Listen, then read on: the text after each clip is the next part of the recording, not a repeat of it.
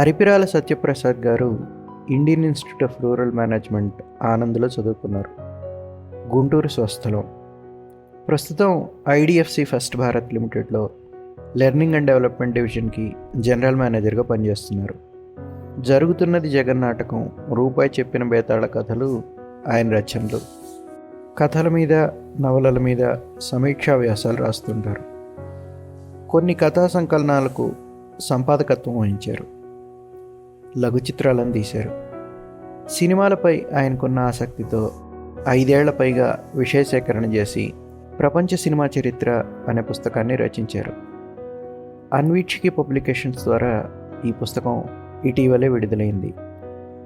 ఈ సంభాషణలో ఆయన ప్రపంచ సినిమా చరిత్ర పుస్తకం గురించి, తన రచనా ప్రక్రియ గురించి అనేక ఆసక్తికరమైన విషయాలను పంచుకున్నారు. షో నోట్స్లో ఉన్న లింకును ఉపయోగించి ప్రపంచ సినిమా చరిత్ర పుస్తకం కొనుక్కోవచ్చు. నమస్తే సత్యప్రసాద్ గారు, హర్షణీయానికి స్వాగతం. నమస్తే అండి, థ్యాంక్ యూ. మీ ప్రపంచ సినిమా చరిత్ర పుస్తకం 5 ఏళ్ళు పట్టింది అనుకుంటా కదా రాయడానికి మీకు? అవునండి, దాదాపు 4.5 ఏళ్ళు. 4.5 ఏళ్ల తర్వాత అన్వీక్షికి పబ్లికేషన్స్ ద్వారా రిలీజ్ అయింది నెల క్రితం అనుకుంటా. ఫీడ్బ్యాక్ ఎలా ఉంది? ఫీడ్బ్యాక్ బాగానే ఉందండి. అంటే చదివిన వాళ్ళు తక్కువేమో, బహుశా చదివి దాన్ని వివరంగా రాసిన వాళ్ళు, దాని వివరంగా మాట్లాడిన వాళ్ళు తక్కువ. కానీ ఫీడ్బ్యాక్ బాగుంది అనడానికి ఏంటంటే చాలా మంది కొంటున్నారు, తీసుకుంటున్నారు. Very good. 700 పేజీలు కాబట్టి బహుశా చదవడానికి కొంచెం టైం పడుతుంది. మంచి ఫీడ్బ్యాకే ఉంది. అంటే నా రీడర్గా నా ఎక్స్పీరియన్స్ చెప్తాను. అంటే బేసిక్గా మీరు రాశారు కాబట్టి కొన్నాను ఫస్ట్ ఆఫ్ ఆల్. అంటే ప్రపంచ సినిమా చరిత్ర అంటే వెతుక్కోవచ్చు కదా, చదువుకోవచ్చు కదా అని అక్కడ ఇక్కడ గూగుల్లో. అంత ఇంట్రెస్ట్ అంటే సినిమాల మీద అంత సీరియస్ ఇంట్రెస్ట్ లేదు, కానీ బేసిక్ ఇంట్రెస్ట్ ఉంది. వరల్డ్ సినిమా చూసింది చాలా తక్కువ. సరే, సత్యప్రసాద్ గారు మన ఊరు వారు, మనకు తెలిసిన వాళ్ళని కొన్నాను. అంటే నేను ఊహించిన దానికి అది డిఫరెంట్గా ఉంది పుస్తకం అయితే. ఓకే. నేను I was only expecting details about the films, world cinema ఏంటి. నాకు దాంట్లో చాలా ఇంట్రెస్టింగ్ అనిపించింది ఏంటంటే, అది ప్రపంచ సినిమా సామాజిక చరిత్ర అని రాసింటే బాగుండేదేమో టైటిల్ అనిపించింది. అంటే సామాజిక ఓకే, అంటే మామూలుగా ఏ ఆర్ట్ ఫామ్ కైనా ఇంకా సొసైటీకి ఒక కనెక్షన్ ఉంటుంది కదా సాధారణ. ఏ పాపులర్ ఆర్ట్ ఫామ్ కైనా ఉంటుంది. సినిమా ఈ రోజుల్లో మనకు అన్నిటికంటే పాపులర్ ఆర్ట్ ఫామ్. అది ఆల్మోస్ట్ ప్రతి పేజీలో ఆ రెండింటి మధ్య ఇంటర్ కనెక్షన్ అనేది చాలా చక్కగా ఎస్టాబ్లిష్ అయిందని నాకు అనిపించింది. Thank you very much. అది అంటే అదే ఆ ప్రయత్నం కూడా అదే, ఆ పుస్తకం రాయడంలో ఉద్దేశం కూడా అదే దాదాపుగా. అంటే ఒకదాన్ని ఒకటి ఎట్లా ఇన్ఫ్లుయెన్స్ చేసుకుంటాయి అనేది చాలా, అంటే నేను ఇంటర్వ్యూలో అడుగుతాను ఫర్దర్గా దాని గురించి. కొన్ని దేశాల్లో రాజకీయ పరిణామాలకి దానికి సినిమా ఎట్లా ఇంటర్లింక్ అయింది ఏంటి అనేది. Thank you for writing the book. బాగుంది పుస్తకం. Thank you for reading the book. Okay, మీరు ఇన్స్టిట్యూట్ ఆఫ్ రూరల్ మేనేజ్మెంట్ ఆనంద్లో ఎంబీఏ చేశారు, రూరల్ మేనేజ్మెంట్. అవును. తర్వాత మీరు రచయితగా ఎప్పుడు మొదలయ్యారు? మీ ప్రయాణం ఎప్పుడు మొదలైంది? మీరు నవలలో కథలు కూడా రాశారు. ఎప్పుడు మొదలైంది? అవును, అదే ఈ ఎంబీఏ వీటంతకన్నా ముందే అండి. రచయితగా నేను మొదలైంది ఐ థింక్ 93 ఆ ప్రాంతంలో. 94, 95 అండి. ఆ టైంలో నేను ఇంటర్మీడియట్ చదవడానికి హైదరాబాద్ లో ఉన్నాను. హైదరాబాద్ లో రైల్వే జూనియర్ కాలేజ్ లో చదువుకున్నాను నేను. అది చదువుకున్న ఆ టైంలో కాలేజీలో జరిగే పోటీల్లో వాటిలో, కథల పోటీ వాటిలో పార్టిసిపేట్ చేశాను. సో ఐ థింక్ అంతకుముందే చిన్న చిన్న చేసినా గానీ అప్పుడు రాసిన కథ నాకు, అంటే అది ఫస్ట్ ప్రైజ్ వచ్చింది కాలేజీలో. దాని తర్వాత నేను ఇంకా ఆంధ్రప్రభ దీపావళి కథల పోటీలో సాధారణ ప్రచురణ తీసుకున్నాను. అది సెకండ్ పబ్లికేషన్. అప్పుడు ఆ టైంలో ఇంకా మిగతా ఆంధ్రభూమి వాజ్ ఆస్పిరేషన్ అనమాట. ఆంధ్రభూమిలో కథ రావాలి అనేది. సో ఆంధ్రభూమిలో వచ్చింది, తర్వాత మయూరి వచ్చేది, అప్పట్లో మయూరిలో వచ్చింది. సో అరౌండ్ అప్పటి నుంచి దాదాపు 2001-2 దాకా రాశాను. ఆ తర్వాత మళ్ళీ ఆపేసాను రాయడం. నేను ఆ తర్వాత గుజరాత్ వెళ్ళి ఇర్మాలో చదువుకోవడం, తర్వాత ఉద్యోగం, ఆ తర్వాత దాదాపు 2002 నుంచి దాదాపు 5-6 ఏళ్ళు రాయలేదు. 6 ఏళ్ళ తర్వాత మళ్ళీ మళ్ళీ కథల్లోకి వచ్చాను. ఇంకా అప్పటి నుంచి మళ్ళీ ఇంకా ఆగట్లేదు, ఇంకా అక్కడి నుంచి రాస్తున్నాను. రాస్తున్నాను అంటే కథలే కాదు, మీరు వ్యాసాలు కూడా రాశారు. ఇన్ఫాక్ట్ ఫస్ట్ నేను మీ పేరు చూసి ఒక ఆర్టికల్ చదివింది ఏంటి అంటే, అది ఎక్కడో నాకు గుర్తులేదు, మీరు చాగంటి సోమయాజులు గారి ఎందుకు పారేస్తాను నాన్న మీద చాలా చాలా చక్కటి వ్యాసం రాశారు మీరు. అది చదివాను నేను. సారంగా అనుకుంటానండి, I'm not able to Saranga recollect. Saranga అవును. అది నేను అంటే కథలే రాయాలి అట్లేం పెట్టుకోలేదు, ఎందుకు కవిత్వం అంత జోలికి వెళ్ళలేదు, కానీ కథలు రాశాను, వ్యాసాలు రాశాను. అంటే పుస్తకం చదివిన తర్వాత దాని గురించి ఏదో చెప్పాలని ఒక చిన్న ఇది ఉంటుంది నాకు. ఇప్పుడు కూడా మీరు నా ఫేస్బుక్ ఫాలో అయితే నేను చదివిన పుస్తకం గురించి 4 వాక్యాలన్నా రాస్తాను ఖచ్చితంగా. అవును. అది రెండు రకాలుగా పనికొస్తుంది. ఒకటి ఏంటంటే అది నేను చదివింది నా ఏమంటారు మన అభిప్రాయం కానీ, లేకపోతే నాకు అనిపించింది చెప్పడం అనేది ఒక ఉద్దేశం అయితే, రెండోది ఇప్పుడు సినిమా వస్తే ఇన్ని రివ్యూలు రాస్తున్నాం మనం. మనం పుస్తకాలు చదవట్లేదని గోల్ చేసే మనం అంత సాహితీకారులం. మనం కూడా ఒక రివ్యూ రాయాలి కదా మన పుస్తకం చదివినప్పుడు. అదొక కారణం. సో అట్లా నేను చాగంటి సోమయాజులు గారి నుంచి రాశాను. తర్వాత ములపొడి బాపు గారి కోతి కొమ్మచ్చి ఒకటి రాశాను, చాలా పాపులర్ అయింది, బాపు గారి దాకా వెళ్ళింది. తర్వాత నేను పెద్దపట్టు సుబ్రహ్మణ్య గారి గురించి చాలా మంచి వ్యాసం ఒకటి రాశాను. చదివాను, చాలా బాగుంటుంది. సో అదే ఒకటని లేదండి, అలాంటి ప్రయత్నాలు ఏవో చేస్తున్నాను అప్పటి నుంచి.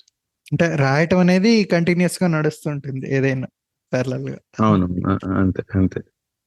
సో సినిమాల్లో కూడా యాక్ట్ చేశారు కదా మీరు కొన్నిట్లో, ఇప్పుడు చేస్తున్నారు అనుకుంటా కూడా. సినిమాల్లో లేదండి, ఏది ప్రయత్నపూర్వకంగా చేసింది కాదు సినిమాల్లో. అంటే నేను రచయితగా ఉన్నాను, ప్లస్ నవతరంగం అని ఒక వెబ్సైట్ వచ్చేది అప్పుడు, వెంకట్ సిద్ధారెడ్డి.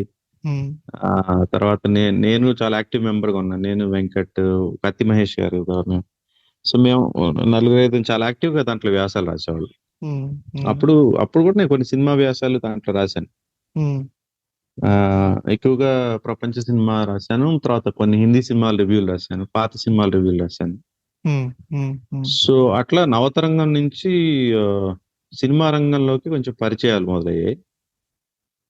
ఇదంతా నేను అప్పుడు ఢిల్లీలో ఉన్నాను. మళ్ళీ ఢిల్లీ నుంచి హైదరాబాద్ వచ్చిన తర్వాత రావడమే వెంకట్ని కలవడం, మహేష్ని కలవడంతో మొదలైంది. సో లిటరేచర్ లో ఉండడం వల్ల సాహిత్యానికి సినిమాకి కొంచెం ఎక్కడో కనెక్షన్ ఉంది. తర్వాత వెంకట్, కత్తి లాంటి వాళ్ళు ఉండడం కారణం. అట్లా సినిమా వాళ్ళు పరిచయం అవడం, నేను సినిమాలకి అప్పుడు రాయడం కూడా కొన్ని రాశాను, స్క్రిప్ట్లు రాశాను, కొన్ని స్క్రిప్ట్లకి నేను హెల్ప్ చేశాను, చిన్న చిన్న కరెక్షన్స్ లాంటివి చేశాను, లేకపోతే సీన్లు రాసి పెట్టడం లాంటివి కూడా చేశాను నేను. అంటే అది ఇంకో రకం సాహితీ ప్రక్రియ లాగా చేయడం తప్ప అదేదో పెద్ద ఆస్పిరేషన్ నేను సినిమాల్లోకి వెళ్ళాలి అన్న ఉద్దేశం, అలా ప్రయత్నం జరగలేదు. తర్వాత ఏం జరిగిందంటే ఇలా పరిచయమైన వాళ్ళంతా సినిమా ఇండస్ట్రీలో కొంచెం కొంచెంగా ఎదిగిన తర్వాత చాలా వరకు ఫ్రెండ్స్ అన్నమాట. ఇప్పుడు నేను నటించిన ఎక్కువ సినిమాలు కరుణ కుమార్ తీసిన సినిమాలు. కరుణ కుమార్ ఎట్లా అంటే సాహిత్యం ద్వారా పరిచయమైన మిత్రుడు, అక్కడి నుంచి అతను డైరెక్టర్ అయ్యాడు. సో అట్లా అవన్నీ సరదా పాత్రలు, అవి కనపడి అట్లా డాక్టర్ వేషం వేయడం, ఆపరేషన్ థియేటర్ నుంచి బయటకు వచ్చి మా ప్రయత్నం మేము చేసాం సారీ అని చెప్పి నడుచుకుంటూ వెళ్ళిపోవాలి. అలా ఒక సీన్ 2 సీన్లు ఉండే పాత్రలు దొరుకుతుంటాయి నాకు అప్పుడప్పుడు. ఈ బుక్ తర్వాత మీరు పాపులర్ అయిపోయి మీకు పెద్ద పెద్ద క్యారెక్టర్ కూడా రావాలి. ఈ బుక్ వల్ల సినిమా నటించే అవకాశాలు బహుశా పోతాయి అనుకుంటున్నాను నేను. ఎందువల్ల అంటే ఇంత నాలెడ్జ్ ఉంది వ్యక్తికి, ఏదో చాలా తెలుసు, ప్రపంచ సినిమా అంటున్నాడు అని సినిమాల్లోకి రాస్తానంటే కూడా రాయొద్దు అంటారు. మీరు వద్దులేండి సార్, మీరు పెద్దవాళ్ళ, ఆ భయం. ఇప్పుడు బేసిక్ గా ముఖ్యంగా తెలుగు వాళ్ళకంటే మనకు అది తప్ప వేరే పెద్ద పనే ఉండదు, సినిమాలు చూడటమే మెయిన్ ఎంటర్టైన్మెంట్. సో సినిమాలు క్రిటికల్ గా చూడడం అనేది ఎప్పుడు మొదలైంది మీకు? నాకు తెలిసి 2 ముఖ్యమైన సంఘటనలు ఉన్నాయి. ఒకటి, నేను బహుశా 13-14 ఏళ్ళు ఉన్నప్పుడు, 9th క్లాస్ అనుకుంటాను. అప్పుడు మా మేనమామ నరసింహమూర్తి గారు, ఆయన ఫ్రెండ్ ఇద్దరు కలిసి సినిమాకి వెళ్ళే ప్లాన్ వేస్తున్నారు. వీళ్ళేదో నాకు తెలియకుండా సినిమాకి వెళ్తున్నారు, నేను వెంటబడి వెళ్తానండి. అప్పుడు వాళ్ళు తప్పక నన్ను తీసుకెళ్ళినప్పుడు చూసిన సినిమా బాలచంద్ర గారి అంతులేని కథ. ఆ ఆ సినిమా చూసినప్పుడు అంటే అప్పటిదాకా చూసిన సినిమాలకి ఈ సినిమాకి వ్యత్యాసం కనబడింది. మెయిన్ గా అంటే కథ మీద ఓరియంటేషన్ ఉండడం, ఆ, తర్వాత హీరో హీరో ఉన్నాడు కాకుండా హీరో ఉంది సినిమా. అది జయప్రద హీరో. ఉమ్, ఉమ్, అంటే అలాంటి కథ చూసిన తర్వాత అంటే అది ఏదో ఐ డోంట్ నో కనెక్ట్ ఎక్కడో అయింది, అది బాగుంది ఉమ్, అనిపించింది. తర్వాత ఆ అలాంటి సినిమాల కోసం ఎక్స్ప్లోర్ చేయడం తెలియదు నాకు కొంతవరకు. విశ్వనాథ్ గారి సినిమాలు, ఉమ్, ఆ టైంలో వచ్చిన తర్వాత వచ్చిన సూత్రధారులు లాంటి సినిమా, ఉమ్, అంటే ఎట్లా అంటే ఇంకా ఉమ్, బర్త్డే కదా సినిమాకి వెళ్దాం అంటే, ఏ సినిమాకి వెళ్దాం అంటే సూత్రధారులకు వెళ్దాం అని అడిగాను నేను. ఉమ్, ఆ టేస్ట్ అట్లా కంటిన్యూ అయింది. దాని తర్వాత నేను మళ్ళీ గుజరాత్ వెళ్ళినప్పుడు కొంచెం అక్కడ మాకేమైందంటే, మేము చదువుకున్న కాలేజీకి సంబంధించిన బ్యాక్గ్రౌండ్ అమూల్ మిల్క్ సంబంధించింది అనమాట. మిల్క్ కోఆపరేటివ్స్, ఉమ్, ఆపరేషన్ వైట్ ఫ్లడ్ అని డాక్టర్ కురియన్ గారు చేసిన మిల్క్ రెవల్యూషన్. సో ఆ బ్యాక్గ్రౌండ్ లోనే మా కాలేజ్ స్థాపించారు. సో అందువల్ల దానికి సంబంధించిన సినిమా కాబట్టి మాకు మంథన్ అనే సినిమా చూపించారు. అది శ్యామ్ బెనగల్ గారు తీసిన సినిమా. సో ఆ తర్వాత కరికులం లో భాగంగా కొన్ని ఇంటర్నేషనల్ సినిమాలు చూసాం అనమాట. అంటే మేనేజ్మెంట్ వాటికి సంబంధించి తెలుసుకోవడానికి. ఆ తర్వాత అక్కడ చిన్న ఫిల్మ్ క్లబ్ లాగా మేము కలిసి చూడడం. సో సమ్వేర్ దేర్ అక్కడ స్టార్ట్ అయింది ఆ క్రిటికల్ సినిమాలు చూడడం. అంటే సినిమా అంటే I enjoy commercial cinema also. అదే నేను అది తప్పనట్లేదు, లేకపోతే అది నాకు నచ్చదని కూడా అనట్లేదు. ఉమ్, ఉమ్. సో దేని తరహా అదే అనమాట. బిర్యానీ బిర్యానీ, పెరగను పెరగను. Right, right. ఓకే, అక్కడి నుంచి మీరు నవతరంగంలో సినిమాల గురించి రాయడం మొదలు పెట్టారు కదా. అవునండి, నవతరంగంలో దాదాపు 2009-10 ఆ ప్రాంతంలో రాయడం మొదలుపెట్టాను. అసలు ఈ పుస్తకం వరల్డ్ సినిమా గురించి రాద్దాము అనే ఐడియా ఎట్లా వచ్చింది? దీని వెనకాల ఎవరైనా ప్రోద్బలం ఉందా, ప్రోత్సాహం ఉందా, ఎట్లా మొదలైంది? ఎందుకంటే ఇది ఎన్ని పేజీలు ఇప్పుడు? I think 650 pages, 700 pages? 680 pages. 680 pages. ముందర అసలు ఇదే రూపంలో అనుకున్నారా? అసలు దీని వెనకాల బ్యాక్ స్టోరీ ఏంటి ఈ పుస్తకం గురించి? దీనికి బ్యాక్ స్టోరీ ఉంది, ఫ్లాష్ బ్యాక్ ఉంది. ఇది 2010-11 మధ్యలో కొంత క్రైసిస్ నడిచింది. అంటే నా ప్రొఫెషనల్ గా కొంచెం క్రైసిస్ నడిచింది. ఉమ్, ఉమ్, ఉమ్, సో ఆ టైంలో I was ready to do any add jobs అన్నమాట. అంటే అప్పుడు నేను టీచింగ్ చేశాను, అప్పుడే స్క్రిప్ట్లు రాయడం అలాంటివి చేశాను, ఉమ్, నడిచింది. ఉమ్, సో దాంట్లో ఒకసారి ఏం జరిగిందంటే, నేను హైదరాబాద్ లోనే విజయవాడ నుంచి చిత్ర అని ఒక మాసపత్రిక వచ్చేది. ఉమ్, ఇప్పుడు ఆగిపోయింది అనుకోండి. అప్పుడు ఆ పత్రిక ఎడిటర్ యజ్ఞప్రసాద్ అని ఆయన ఉన్నారు, ఆయన వచ్చారన్నమాట. అప్పటికి నా చిత్రలో ఏదో కథలు పబ్లిష్ అయ్యాయి. ఉమ్, సో ఆయన ఎందుకో క్యాజువల్ గా కలుద్దాం అన్నారు. నేను ఆర్టీసీ క్రాస్ రోడ్స్ లో ఆయన ఆయన ప్రింటింగ్ కోసం వస్తారు హైదరాబాద్ కి. అట్లా ప్రింటింగ్ ప్రెస్ కి వచ్చినప్పుడు పిలిపిస్తే నేను అక్కడికి వెళ్ళి కలిసాను అనమాట. ఉమ్, నాకు గుర్తుంది, ఆ రోజు ఆయనతో పాటు విహారి గారు ఉన్నారు, రచయిత ఉమ్, విహారి గారు. ఉమ్, ఉమ్, ఉమ్, సో నాకు అక్కడ రెండు సర్ప్రైజ్ ఏంటంటే, ఒకటి విహారి గారు నన్ను గుర్తుపట్టి నా కథల గురించి మాట్లాడడం, అదొక సర్ప్రైజ్ ఆ రోజు. ఉమ్, ఈయన యజ్ఞప్రసాద్ గారు మా పత్రిక ఏదైనా సిరీస్ లాగా రాయొచ్చు కదా అని అడిగారు. ఉమ్, నేను ఏం చేస్తే ఏం అంటే మా జనరల్ డిస్కషన్ లో ఏం ఇంట్రెస్ట్ అట్లా అని మాట్లాడుతున్నప్పుడు, నేను ఇట్లా ఉమ్, వరల్డ్ సినిమా చూడడం బాగా ఇంట్రెస్ట్ ఉందండి అని చెప్పినప్పుడు, ఆయన ఉమ్, దాన్ని ఒక సిరీస్ లాగా ఎందుకు రాయకూడదు, సినిమా ఎట్లా మొదలైంది ఎట్లా పెరిగింది ఉమ్. అది రాస్తానని చెప్పాను. బట్ పత్రిక ఉండే కన్స్టెంట్ మీకు తెలిసిందే కదా, స్కేల్ పెట్టి పేజెస్. పేజెస్ కొలత కొలత ప్రకారం రాసి, యాక్చువల్ గా ఆయన 12 ఎపిసోడ్లు అడిగితే నేను 15 ఇచ్చాను. లాస్ట్ 3 పబ్లిష్ చేయడానికి ఇబ్బంది పడ్డాడు ఆయన పాపం. తర్వాత ఏదో దానికి వచ్చే అనుబంధంలో ఎక్స్ట్రా పేజీల్లో ఏదో వేసి అట్లా ఏదో కవర్ చేశారు. సో సో అలా రాశాను. మొదట రాసింది అది, అది అట్లా ఉండిపోయింది. అది మొత్తం మళ్ళీ బుక్ చేద్దాం అన్న ఆలోచన దాదాపు 2019లో అట్లా ఆ టైంలో అనుకున్నాను. దాదాపు 7-8 ఏళ్ళ తర్వాత అది మంచి పుస్తకం అవుతుంది అని ఒక ఆలోచన వచ్చి తీసి చూస్తే, అది మొత్తం అంతా కలిపి ఒక 70 పేజీలు ఉంది. 70 పేజీల పుస్తకం వేద్దామని మన మిత్రులు ఎట్లా వెంకట్ అండ్ మహి ఉన్నారు కదా, అన్వీక్షి పబ్లిషర్స్, మేము మాట్లాడుతున్నప్పుడు 70 పేజీలు మరీ సన్న పుస్తకం అవుతుంది, ఇది నేనే చెప్పాను, ఎక్స్పాండ్ చేస్తాను దీన్ని, కొంచెం పెద్దది చేసి 200 పేజీలు చేస్తే బాగుంటుంది, ఎక్స్పాండ్ చేస్తానని మొదలు పెట్టాను. అది ఇంకా లోతు తెలియని బావిలోకి దూకడం అది. అంటే అప్పుడు రాసిన పత్రిక రాయడం, అది డెడ్ లైన్స్ మీద రాయడం కాబట్టి మంత్లీ పత్రిక, అది నెలకు ఒక వ్యాసం ఇవ్వాలి. నెలకొక వ్యాసం ఇవ్వడం అంటే అది పెద్ద పని కాదు. అంటే ఏదో రాసేస్తే ఆ పేజీలు నింపేస్తే అయిపోతుంది అన్నట్టుగా. అంటే కొంత అవగాహన ఉంది. అసలేం తెలియకుండా నేను రాయలేదు. మరి ముఖ్యమైన ఘట్టాలు వదిలిపెట్టలేదు. అన్ని రాశాను కానీ ఉమ్, దానికి ఒక క్రిటికల్ వ్యూ లేదు. It was more documentation of history. అంటే ఇంకో రకంగా చెప్పాలంటే అది వికీపీడియాలో కూడా దొరికే వ్యాసాలు అంటే అవును. బహుశా నేను కొంత కొంత నా సొంత వాక్యాలు రాసి ఉండొచ్చు కానీ but it is more a documentation of history. 70 పేజీలని 200 చేద్దాం అనుకున్నప్పుడు, రాయడం మొదలు పెట్టినప్పుడు అసలు మొదట్లోనే ఆగిపోయాను నేను. ఎక్కడ మొదలు పెట్టాలని దగ్గర ఆగిపోయాను నేను. దానికే చాలా రోజులు, ఒక దాదాపు నెల రోజులు ఆలోచించుంటా నేను. అదే ఒక పర్టికులర్ టోన్ ఐడెంటిఫై చేసి ఇది ఒక గైడ్ తీసుకెళ్లి చూపించినట్టుగా. ఎప్పుడైతే అది క్రాక్ అయిందో ఇంకా అక్కడి నుంచి ఫ్లో మొదలైంది. ఇంకా మ్, ఏది ఏది వదిలిపెట్టకుండా చెప్పాలన్న ప్రయత్నం ఒకటి ఉంటుంది కదా మనకి. అది ఆ ప్రయత్నంలో అది ఇంకా అది దాని పాటికి అది పెరుగుతూ వెళ్ళిందండి. చాలా నేను అంటే నన్ను ఒక స్టేజ్ లో ఇంక రాయడం ఆపేద్దాం, ఇంతకన్నా రాయకూడదు అనుకుంటూనే రాసుకుంటూ వెళ్ళాను నేను. అట్లా అట్లా అది ఉమ్, మొత్తం తీసుకెళ్లి పబ్లిషింగ్ కి వెళ్దామని తీసుకెళ్లి మళ్ళీ లేఅవుట్ లో పెట్టిన తర్వాత ఇది 600 పేజీలు దాటుతుంది అని మహి చెప్పేదాకా నేను ఊహించలేదు. నేను 300 నుంచి 400 మధ్య వస్తుంది అనుకున్నాను. అప్పుడు అన్విషికి రియాక్షన్ ఏంటి? 600 పేజీ దాటిందంటే, అంటే మామూలుగా నేను ఎందుకు అడుగుతున్నా అంటే, ఇప్పుడు ఏ నావల్ చూసినా 350, ఎట్ ది అవుటర్ స్ట్రెచ్ 400, 350, 300, 350లోనే ఉంటాయి కదా మామూలుగా. అది కూడా కొంచెం పెద్ద నావల్ అంటే. అంటే same there is no problem as such. ఎందుకంటే ఒకటి, మనకి మిత్రులు తెలిసిన వాళ్ళు, అంటే నేను ఆల్మోస్ట్ పార్ట్ ఆఫ్ వాళ్ళతో కలిసి ఉంటాను. అండ్ నేను పడ్డ శ్రమ, నేను చేస్తున్న కష్టం కూడా చూశారు వాళ్ళు. కాబట్టి అండ్ దాన్ని ఇన్ఫాక్ట్ దాంట్లో ఫుట్ నోట్స్ ఉండాలి అనేది మహి చెప్పిన కండిషన్. అది పుస్తకం వేయాలంటే దానివల్ల 200 పేజీలు పెరిగింది. అది ఇదంతా ఒక కారణం. ప్లస్ అన్వీక్షి వాళ్ళు అంతలా పుస్తకాలు వేశారు. మధురాంతకం నరేంద్ర గారి పుస్తకం ఒకటి వేశారు. తర్వాత అవును, 4 కాళ్ళ మంటపం. కాశీపట్ల వేణుగోపాల్ గారి 3 నవలు కలిపి ఒకటి వేశారు. అవి దాదాపు 500 పేజీల పుస్తకాలు. అర్థమవుతుంది, పెద్ద పుస్తకం అవుతుంది, ఇది మంచి దిండులా తయారవుతుందని అర్థమవుతుంది కానీ బట్ ఆ, థాట్ ఇట్ డిజర్వ్స్ దట్. అంతే. ఇంకా మేము అట్లా 2 పుస్తకాలు వేద్దామన్న ఆలోచన కూడా చేసాం, దాన్ని 2 ముక్కలు చేసి. బట్ సమ్వేర్ వి డిసైడెడ్ అది కాదు, అట్లా కాదు, ఒకటిగానే ఉండాలి అనేది డెసిషన్ తీసుకొని చేస్తాం.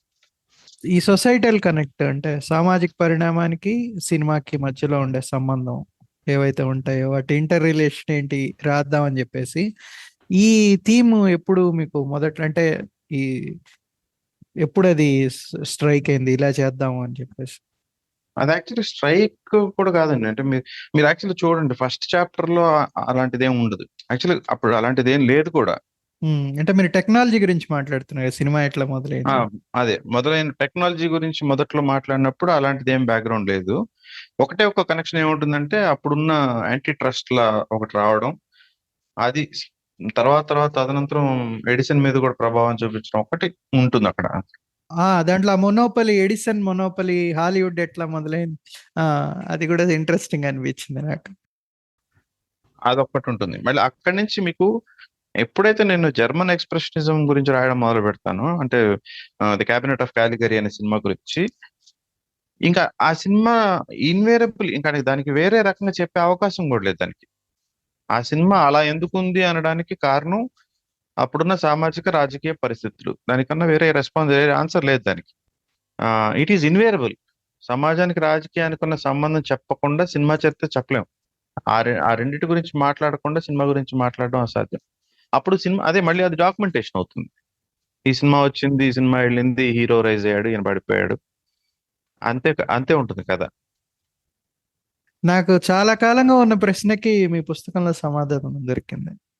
అదేంటంటే ఇరానియన్ ఫిలిమ్స్ మామూలుగా చాలా పాపులర్ కదా, ఎస్పెషల్లీ చిల్డ్రన్ ఫిలిమ్స్ ఇవన్నీ చిల్డ్రన్స్ కూడా. ఫిల్మ్స్, అవును. ఇరాన్ లో మామూలుగా రెస్ట్రిక్షన్స్ అవన్నీ ఎక్కువ ఉండే దేశం కదా, కంట్రీ కదా. వాళ్ళు ఫిల్మ్ అవును, మేకింగ్ ఎట్లా అలౌ చేశారు అనేది నాకు ఒక డౌట్ ఉండేది. అది చాలా ఇంట్రెస్టింగ్ గా వచ్చిన, అది నాకు చాలా ఇంట్రెస్టింగ్ గా అనిపించింది అది. అవును, అవును. కొమ్మని అది ఆ కౌ అనే సినిమా చూసి అదొకసారి చెప్తారా అంటే వినేవాళ్ళ కోసం? That's very interesting episode. ఎట్లా మొదలైంది ఇరాన్ లో సినిమాలను? అది ఎలా జరిగిందంటే అప్పుడున్న రాజుగారు అనుకోండి, అప్పుడు ప్రభుత్వానికి వ్యతిరేకంగా కొమేని ఉద్యమం చేస్తున్న రోజుల్లో సినిమా అనేది కూడా ఒక సాంస్కృతిక విధ్వంసానికి కారణం అవుతుంది. అంటే మన సంస్కృతిని నాశనం చేస్తుంది. Especially western cinema. సినిమా అనేది వెస్ట్రన్ ప్రోడక్ట్ అని అనుకొని దాంట్లో న్యూడిటీ ఉంటుంది, లేకపోతే యూనో బ్యాడ్ హ్యాబిట్స్ చూపిస్తారు, సిగరెట్లు ఆడడం చూపిస్తారు, మందు ఆడడం చూపిస్తారు, అమ్మాయిలు బీచ్లు ఇవే ఉంటాయి అన్న ఒక చిన్న ఏమంటారు అపప్రద ఉన్న కారణం వల్ల చాలా సినిమా హాల్ని తగలబెట్టేశారు, సినిమాలు ధ్వంసం చేశారు, సినిమాలు తగలబెట్టారు. ఇవన్నీ చేస్తున్న ప్రయత్నంలో వాళ్ళు ఆ, ఆయన ఒకరోజు అది ఏదో టీవీలో చూశారని చెప్తారు. ఆ కౌ కౌ అనే సినిమా. ఆ సినిమా కథ కూడా చాలా విచిత్రంగా ఉంటది. ఒక మనిషి పెంచుకుంటున్న ఆవు చనిపోతే ఆ ఆవు కోసం తప్పించి తప్పించి ఆయన ఆయనే ఒక ఆవులాగా మారిపోయి తనే ఆవే తానే ఆవు అనే ఒక పరిస్థితిలోకి వెళ్తాడు. ఆయన పేరు దారిష్ మెహర్జీ అని ఒక ఆయన తీసిన సినిమా అన్నమాట. ఆ సినిమాని చూసి ఆయన ఇది అంటే we can still have cultural thing intact, we can also use film for no సెన్సిటివిటీని బిల్డ్ చేయడానికి వాడచ్చు అని తెలుసుకొని సినిమాకి మేము వ్యతిరేకం కాదని ప్రకటించడం తర్వాత ఇరానియన్ సినిమాకి మళ్ళీ అంటే ఆ సపోర్ట్ దొరికింది, మళ్ళీ సినిమాలు తీయడానికి అవకాశం దొరికింది. తర్వాత పిల్లల అభివృద్ధి కోసం సినిమాల్ని వాడడం కోసం వాళ్ళు ఒక సంస్థను క్రియేట్ చేసి ఆ సంస్థకి ఆ, ఆ సంస్థ ద్వారా సినిమాలు తీశారు. అలా వచ్చిన సినిమాల్లో అబ్బాస్ కియారస్ సినిమాలు కూడా ఉన్నాయి. ఒక రాజకీయ నాయకుడు, ఆ అంటే తర్వాత తర్వాత కాబోయే ప్రభుత్వ అధినేత ఒక సినిమాని చూడడం వల్ల ఆ సినిమా ద్వారా ప్రపంచాన్ని మంచి చేయొచ్చని ఆలోచించడం నుంచి పుట్టిన సినిమా అది ఇరానియన్ సినిమా. దానికి క్వైట్ రివర్స్ హిట్లర్ టైంలో సినిమాల గురించి రాశారు. మీరు ఎట్లా యూజ్ చేసుకున్నాడు హిట్లర్ అనేది? Hitler best example for propaganda film. Hitler సినిమాలు ప్రాపగండా సినిమానే అంటారు.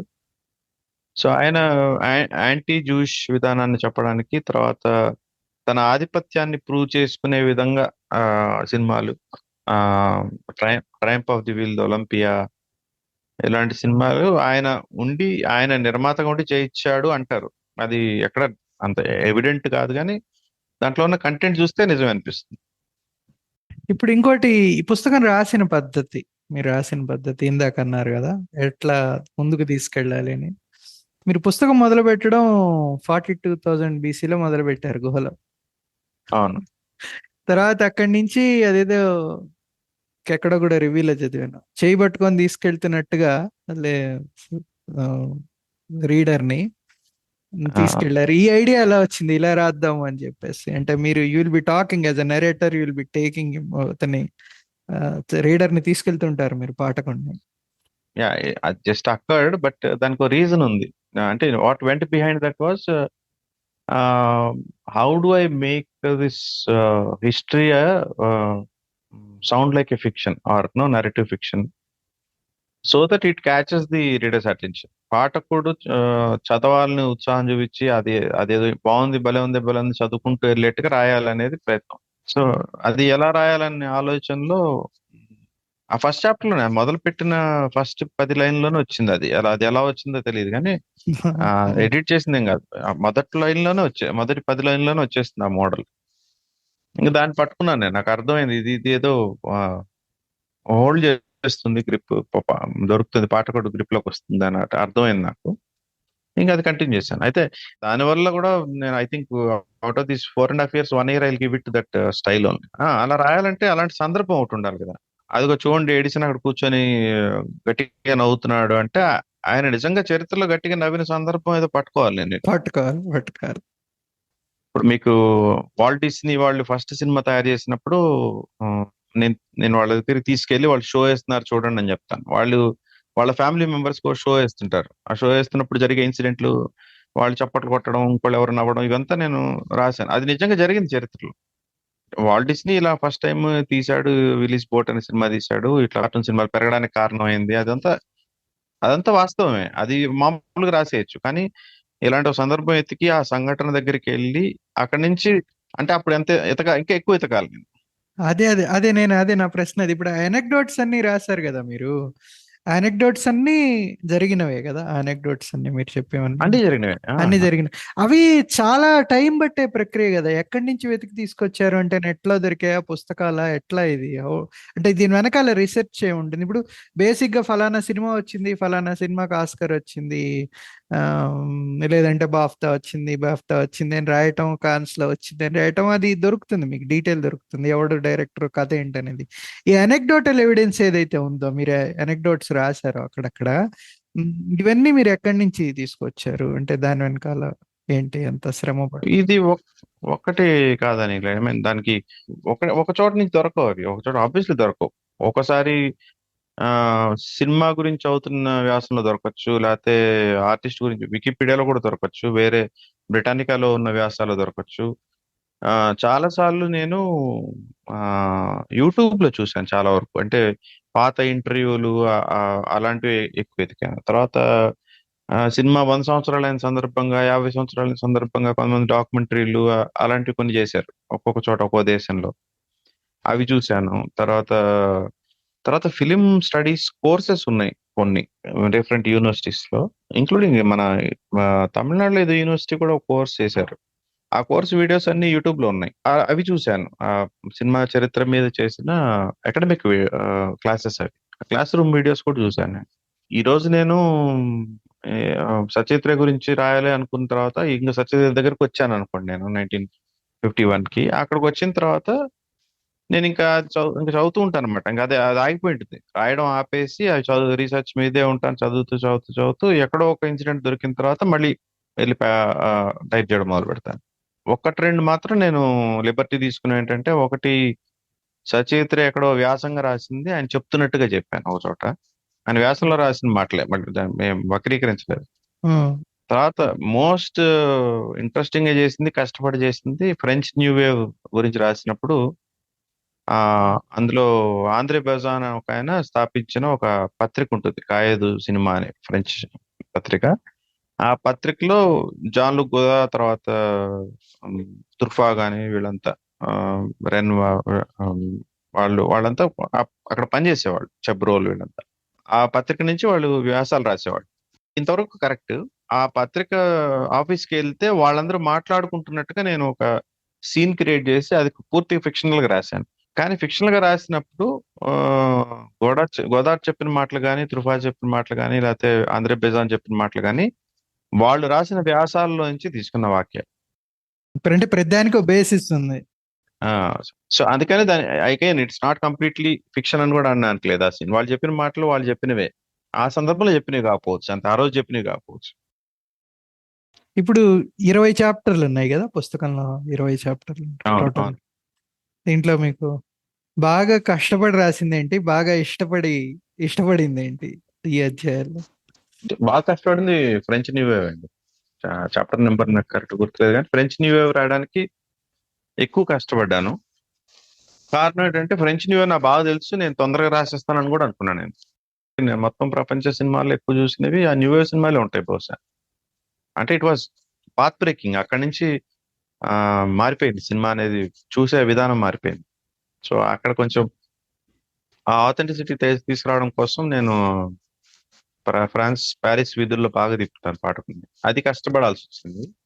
బాగా ఇష్టపడి రాసిందంటే, ఇష్టపడి రాసింది around I think 19 chapter 18 chapter ఉంటుంది. మన ప్రపంచ సినిమాని 2019 స్టోరీ. 2019 లో డిస్నీ ఎలా కంప్లీట్ గా టేక్ ఓవర్ చేసింది ప్రపంచ సినిమాని అనేది, అది రాయడానికి నేను, అంటే నాకు రాస్తున్నప్పుడు ఒక ఉత్సాహం అంటారు చూసారా, అది ఒక ఇది వచ్చింది అనమాట. ఎందుకు వచ్చిందంటే నేను ఐ వాజ్ లైక్ ప్రోబింగ్. అంతకుముందు చదివినంత వ్యాసాలు, రకరకాల వ్యాసాలు, ఇంటర్వ్యూలు చూసి రాస్తాను. ఇది చేయడం కోసం నేను డిస్నీ బ్యాలెన్స్ షీట్ చూసాను. బ్యాలెన్స్ షీట్ లోకి వెళ్ళి చూడటం, చేస్తూ I work on some percentages and numbers, and then suddenly I realised was something. అంటే డిస్నీ, అంటే ఆ చాప్టర్ లో మీరు చదివితే డిస్నీకి 2019లో వచ్చిన ఆదాయం మొత్తం సినిమా, ఆ టాప్ 10 సినిమాల్లో 7 సినిమాలు డిస్నీ ఉంటాయి 2019 కోవిడ్ కు ముందు. సో అన్ని స్టూడియోల మీద కంపేర్ చేస్తే డిస్నీ అత్యధికంగా సంపాదించిన డబ్బులు అవి. కానీ ఆ డబ్బులు, ఆ సినిమాల మీద వచ్చిన డబ్బులు వాళ్ళ లాభాల ప్రాఫిట్స్ లో చాలా తక్కువ శాతం ఉంటాయి. 15%, 16% ఉంటాయి. దెన్ ఐ స్టార్టెడ్ థింకింగ్, అంటే డిస్నీ అనేది మరి బతుకుతున్న సినిమాల మీద కాకపోతే మరి ప్రాఫిట్స్ ఎక్కడి నుంచి వస్తున్నాయి అని ఎతికితే వాళ్ళకి ఎక్కువ ప్రాఫిట్స్ వచ్చేది రిసార్ట్స్ మీద. రిసార్ట్స్ అంటే థీమ్ పార్క్స్, రిసార్ట్స్ కూడా అనకూడదు. థీమ్ పార్క్స్ మీద, బొమ్మలు అమ్మడం మీద, టీ షర్ట్లు అమ్మడం మీద ఎక్కువ డబ్బులు వస్తుంది. అండ్ అక్కడి నుంచి నెక్స్ట్ లాజిక్, ఓకే నా ప్రధాన వ్యాపారం మన థీమ్ పార్క్ అయినప్పుడు, నా సబ్సిడరీ వ్యాపారం సినిమా అయినప్పుడు, నాకు థీమ్ పార్క్ కి జనం ఎక్కువ వచ్చేలాగా నేను సినిమాలు చేసుకుంటే సరిపోతుంది కదా. ఆ థాట్ రాగానే నాకు ఒకసారి అట్లా ఏదో మంచి తెర విడిపోతుంది అంటారు కదా, అట్లా ఒకసారి సడన్ క్లారిటీ అనమాట అది. Then I started exploring in that direction. అట్లాంటి దానికి సంబంధించిన అలాంటి కొన్ని వ్యాసాలు కూడా దొరికాయి నాకు. అంత డీటెయిల్డ్ గా లేవు కానీ కొన్ని దొరికాయి. ఇంకా అక్కడి నుంచి దొరికింది నాకు లైన్ దొరికింది. అండ్ ఇంక దెన్ ఐ వెంట్, కొంచెం సర్కాస్టిక్ గా రాశాను కానీ, but I thought okay this book is valuable now after writing that chapter అనమాట. And the something which I myself explored and found, కాబట్టి ఒక ఆనందం చాప్టర్. నైస్. మీరు షార్ట్ ఫిల్మ్ తీశారు కరోనా టైంలో కదా? ఒక చిన్న షార్ట్ ఫిల్మ్ తీశారు. మీ ఇంట్లో క్యారెక్టర్స్, మీ పిల్లలు, మీ మిసెస్ అంతా కలిసి ఒకటి ఇంట్రెస్టింగ్ గా ఒకటి తీశారు మీరు. Right. ఇప్పుడు మామూలుగా మనం ప్రతి దాంట్లో డెమోక్రటైజేషన్ అంటాం కదా, అట్లా ఫిలిం మేకింగ్ లో కూడా ఇప్పుడు సమ్ కైండ్ ఆఫ్ డెమోక్రటైజేషన్ వచ్చింది అని అనుకోవచ్చు. ఎందుకంటే ఇప్పుడు డిజిటల్ కెమెరాలు పెట్టి తీసేయటం, యూట్యూబ్ ఒక ప్లాట్ఫామ్ ఉంది. కొంచెం సీరియస్ గా తీస్తుంటే యూట్యూబ్ నుంచి ఓటీటీ కూడా వచ్చింది. ఓటీటీ కాకుండా కొన్ని ఇంతకు ముందర, ఇప్పుడు ఒక 15-20 ఏళ్ల క్రితం కొన్ని సినిమాలు ఏవైతే అసలు తీయడానికి మనం సంశయించేవాళ్ళు, అట్లాంటి సినిమాలుగా కూడా తీసి ఎక్స్క్లూజివ్ ఆడియన్స్ కి మల్టీప్లెక్స్ లో చూపించటాలు, అక్కడే రిలీజ్ కావటాలు, ఇవన్నీ కూడా జరుగుతున్నాయి కదా.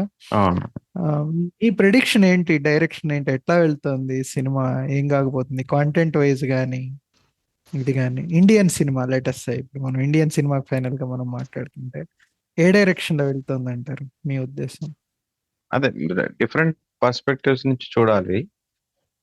మీకు తమాషా ఏంటంటే Indian cinema has always been laggard behind Hollywood cinema. Hollywood సినిమాలో స్టూడియోలో ఆధిపత్యం వచ్చిన కొన్ని సంవత్సరాల తర్వాత ఇక్కడ స్టూడియో ఆధిపత్యం వచ్చింది. అక్కడ ఏదో చట్టం వల్ల ఆధిపత్యం తగ్గిపోయింది, కానీ పూర్తిగా తగ్గలేదు, తగ్గింది ఆ టైంలో. ఇక్కడ అలాంటి రూల్స్ ఏం లేవు కాబట్టి ఇక్కడ ఆధిపత్యం కొంతకాలం కొనసాగింది. తెలుగునే కాదు, ఇండియన్ సినిమా కూడా, ఇండియన్ సినిమా లెవెల్లో కానీ.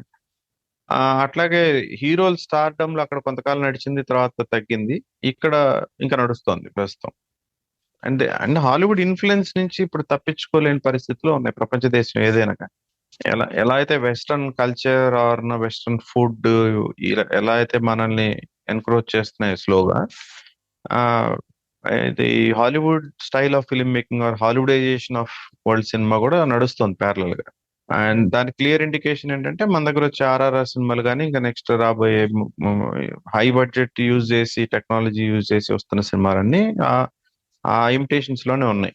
సో ఇది ఎంతకాలం కొనసాగుతుంది, లేకపోతే ఏదైనా ఒక పాయింట్ ఆఫ్ టైమ్ లో మనం రియలైజ్ అవుతామా, ఇది ఒకటి అది అంటే ప్రిడిక్షన్ చేయాలంటే తెలుసుకోవాల్సిన విషయాలు ఇవి. ఇదొకటి. మరి హిట్లర్ తో కంపేర్ చేయకూడదు, కానీ కొంతవరకు ప్రాపగాండా ఫిల్మ్స్ మన దగ్గర కూడా వస్తున్నాయి ఇప్పుడు.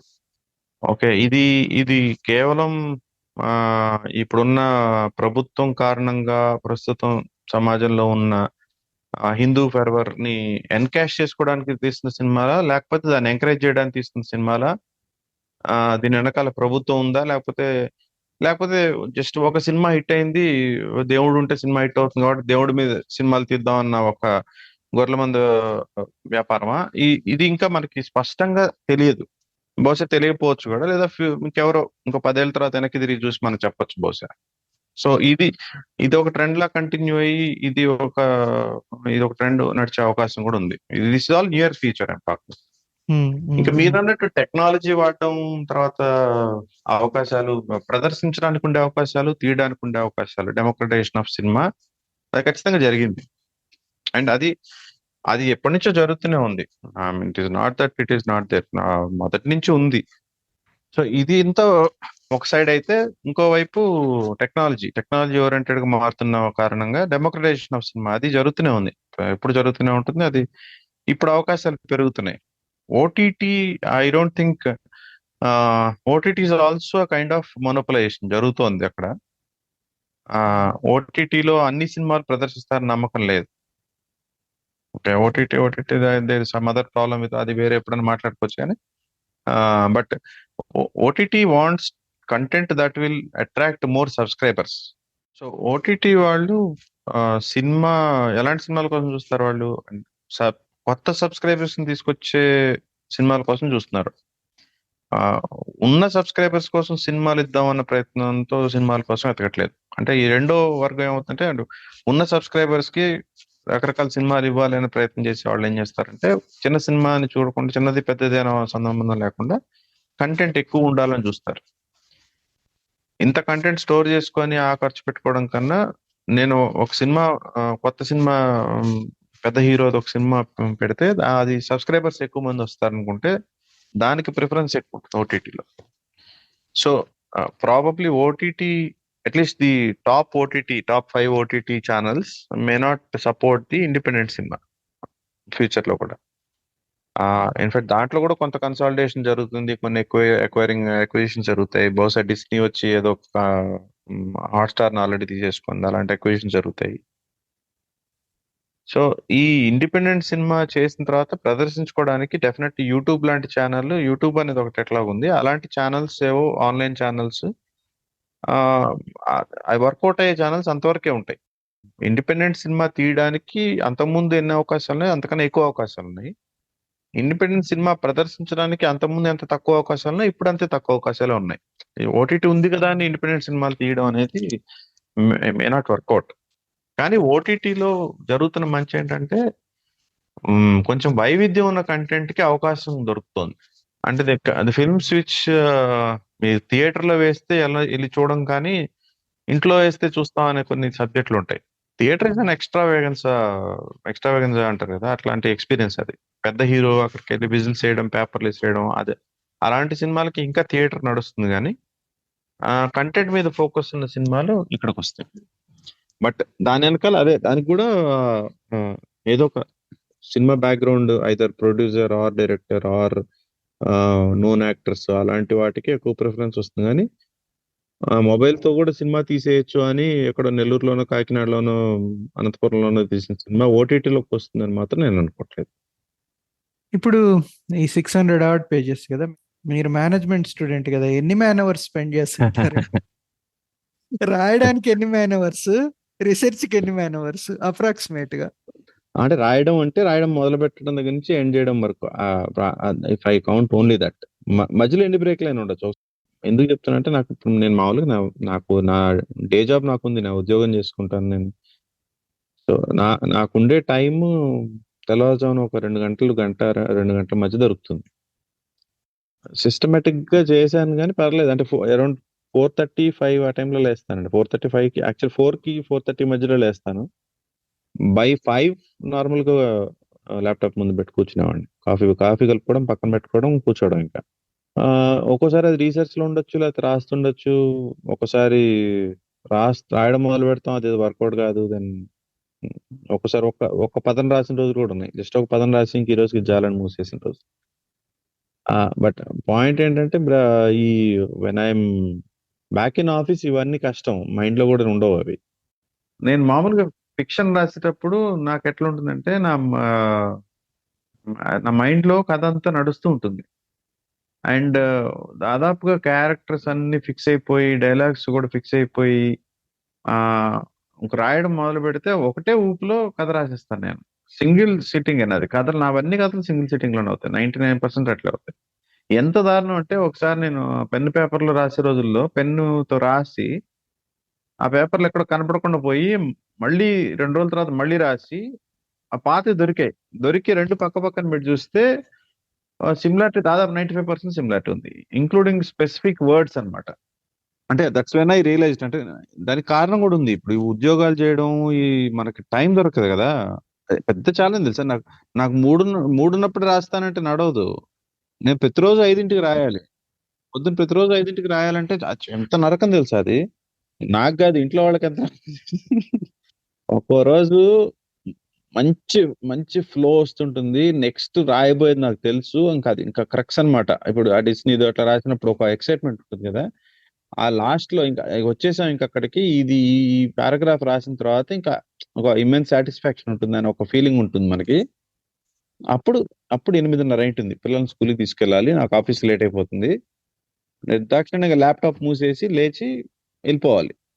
మళ్ళీ నెక్స్ట్ డే 5కి కూర్చున్నప్పుడు అప్పుడు రాయాలనుకుంది ఏందో పోతుంది. ఆ వాక్యం రాదు. ఆ రోజు ఆఫీస్ నుంచి వచ్చి నెక్స్ట్ డే మార్నింగ్ లేచి ఆ వాక్యం రాసేదాకా నిజంగా చెప్తున్నా, జోక్ కూడా కాదు. వాక్యం సగంలో ఆపేసి ల్యాప్‌టాప్ మూసేసి మళ్ళీ నెక్స్ట్ డే వాక్యాన్ని పూర్తి చేసిన రోజులు కూడా ఉన్నాయి. ఆ డే అంతా ఆ వాక్యం నా దగ్గరే ఉంటుంది. 4½ అవర్స్ ఊరికే 4½ ఇయర్స్ రాశానని చెప్పుకోవడమే గానీ, యాక్చువల్‌గా మ్యాన్ అవర్స్ పరంగా చూస్తే అంత ఉండకపోవచ్చు. 680 పేజెస్ రాయడానికి ఒక మేబీ 1000 అవర్స్ పెట్టుంటానండి. మీరు 1200 అవర్స్ అంతకన్నా ఎక్కువ పెట్టుండకపోవచ్చు. రీసెర్చ్‌కి బహుశా 1500 పెట్టుంటానేమో. వండర్ఫుల్ అండి. వండర్ఫుల్. ఇప్పుడు మళ్ళీ రాయడం ఎప్పుడు మొదలు పెడతారు? ఆల్రెడీ మొదలు పెట్టేసారా ఏంటి ఇప్పుడు ముందర ఫ్యూచర్ ప్రాజెక్ట్స్ ఏంటి రాయడానికి సంబంధించి? అంటే ప్రత్యేకంగా ఏం లేదు. అంటే the time is still there. నేను మార్నింగ్ లేచే టైం అది కంటిన్యూ అవుతూనే ఉంటుంది. నా హ్యాబిట్ అది. సో, ఆ టైంలో నేను ప్రస్తుతం చదువుతున్నాను. ఒకటి రాస్తున్నాను గానీ బట్ ఐ డోంట్ నో అది షేప్ ఔట్ అయ్యేదాకా I will definitely right fiction next. అదైతే ష్యూర్. అంటే నావెలా? బహుశా నవల రాస్తాను, షార్ట్ స్టోరీస్ రెండిటి మీదే ఉంటాను నేను ఈ next at least for 1 year. The pain of writing non fiction అయిపోయింది. అది బాగా అనుభవించాను. అది కష్టం ఇంకా. ఫిక్షన్ మీదే ఉంది ప్రస్తుతం. ఒక నావెల్ ఉంది. కొన్ని కథలున్నాయి రాయాల్సినవి. అంటే ఇది అయిపోగానే వెంటనే చేసిన పనేంటంటే, నాది ఇంతకుముందు వచ్చిన పుస్తకం ఒకటుంది. 'రూపాయి చెప్పిన బేతాళ కథలని' ఒక పుస్తకం ఉంది. దాన్ని ఇంగ్లీష్ ట్రాన్స్‌లేషన్ మీద కొంచెం వర్క్ చేశాను. అంటే ట్రాన్స్‌లేషన్ చేయించాను నేను. దాన్ని మొత్తం మళ్ళీ నేను రీఎడిట్ చేశాను. ఎప్పుడొస్తుంది ఆ పుస్తకం? అది తెలీదండి ఇంకా. Definitely this year but will see. నేను దాని ప్లాన్ ఏం చేయలేదు. అయిపోయింది. పుస్తకం అయితే అయిపోయింది. Talking to couple of publishers. So, English కదా, అది డిఫరెంట్ మార్కెట్ అది. బాంబేలో ఒక పబ్లిషర్ యాక్సెప్ట్ చేశాడు. సో, నెక్స్ట్ స్టెప్స్‌లో ఉందది. We're the middle of agreements అవి ఆ పనిలో ఉంది. సో, అది అయిపోయి ఇప్పుడు నేను మళ్ళీ తెలుగు ఫిక్షన్‌లో ఉన్నాను ప్రస్తుతం. ఇంకోటేంటంటే నాకు ఇది ఆడియో ఫామ్‌లో వస్తే, అంటే ఎపిసోడిక్‌గా ఆడియో ఫామ్‌లో వస్తే కూడా చాలా రీచ్ పెరుగుతుందని నేను అనుకుంటున్నా. చదువు యాప్‌లో ఆల్రెడీ అన్వేషిక వాళ్ళు ఆడియోస్ అలా పెడుతున్నారు కదా! అంటే it's a huge task. It's a humongous task for somebody to produce it in audio. Actually కాదండి. అంత పెద్దది కాదు. అంటే మీకు అదే చెప్పాను కదా! దాంట్లో 200 పేజీలు, 250 పేజీలు ఫుట్ నోట్స్ ఉంటుంది. అవును. అవును. When we're talking about audio book definitely foot notes చదవక్కర్లేదు. సో, మిగతా 400, 450 పేజీలు అంత పెద్దదేం కాదు. అదే మామూలు నవల లాంటి. కొంచెం పెద్ద నవల లేకపోతే 2 నవలలు కలిపి ఒకటనుకోండి. వాళ్ళవి బాగుంటున్నాయి యాక్చువల్‌గా. ఆడియో ప్రొడక్షన్ చాలా బాగుంటుంది అన్వేషిక వాళ్ళది.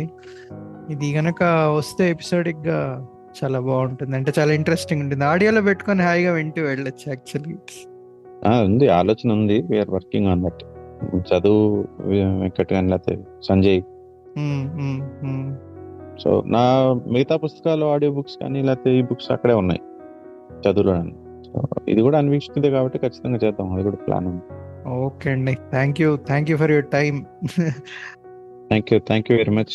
చదువుతున్నప్పుడు ఎంత ఇంట్రెస్టింగ్ గా ఉందో రాసిన పద్ధతి తెలుసుకుంటుంటే కూడా it's really fascinating. Thank you Anil. Thank you Harshini. Thank you very much.